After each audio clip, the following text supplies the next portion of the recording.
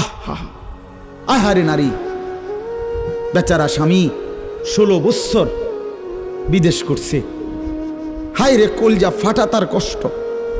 কি পরিমাণ রোদ্রে টাকা রোজগার করছে, কয়টা টাকা। আমি তো সৌদি আরবে যে কয়বার আল্লাহ নেওয়ার তৌফিক দিছে, হজ উমরায় গেছি, অন্য কোনো কারণে না, প্রতিবারই দেখছি বাফ আহারে প্রবাসীদের কষ্ট কাকে বলে। প্রখর রোদ।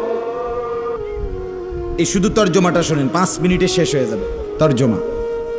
আল্লাহ তাআলা বলেন, কুল্লিল মুমিনিনা, হে নবী আপনি মুমিন পুরুষদেরকে বলেন। তাহলে পুরুষ বলতে কি বুঝাইছি বুঝছেন তো এটা নাকি?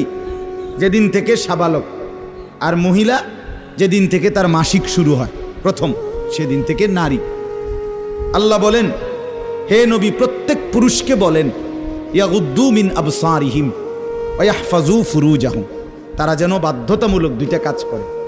1, ইয়াগুদ্দু মিন আবসারিহিম, তারা যেন তাদের চোখ নিচের দিকে নামায় ভিন নারী থেকে, নাজায়েজ দৃশ্য থেকে, যে জিনিস দেখার অনুমতি নাই, যেই ছবি দেখার অনুমতি নাই, যেই নারীকে দেখার অনুমতি নাই, তার থেকে যেন তারা চোখ নামায়। ওয়া ইয়াহফাজু ফুরুজাহুম, এবং প্রত্যেকটা মুমিন যেন নিজের লজ্জাস্থানকে হেফাজত করে।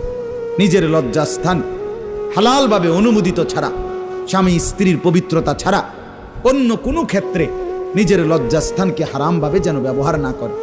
নিজের হাত দ্বারা কোনো অবৈধ কাজ যেন না করে, নিজে পুরুষ যেন কোনো অবৈধ নাচ না করে, ভিন নারীর সাথে যেন নিজের লজ্জাস্থানের জিনা ব্যভিচার, যেন অসভ্যতা অশ্লীলতা এমনটা যেন না করে। আল্লাহ বলেন, যালিকা আযকা লাহুম, কি হবে এতে? আল্লাহ বলে এটাই হবে সর্বশ্রেষ্ঠ পবিত্রতা। এটাই কি বলেন না? সর্বশ্রেষ্ঠ পবিত্র। ইন্নাল্লাহা খাবীরুম বিমা ইয়াসনাউন, আল্লাহ বলে যত কৌশলে, যত ফন্দিতে, যত বুদ্ধিতে, যত সিক্রেটে, যত গোপনে তোমরা যে যাই করো, আমি আল্লাহ 100 খবর রাখি। আমার কাছে গোপন কিছু গোপন নেই। অন্তরের হালাত, বাহিরের হালাত, কক্সবাজারের দৃশ্য আর বাড়ির দৃশ্য, রাত গভীরের দৃশ্য, দিনের আলোর দৃশ্য, গোপন জায়গায়, হোটেলে, রেস্তোরাঁয়, অথবা পার্কে, বিনোদন কেন্দ্রে, অথবা মোটরসাইকেলে আরেক বেটার মেয়ে আরেক দিকে নিলাগা, যাই নাও, যেখানেই নাও, যত গোপন জায়গায়, মা দেখে নাই, বাবা দেখে নাই, গ্রামবাসী শুনে নাই, কেউ জানে নাই, কিন্তু আল্লাহ বলে বান্দা আমার খবর আছে, আমার থেকে আড়াল করতে পারবে না। অতএব চোখের হেফাজত, চোখের হেফাজত।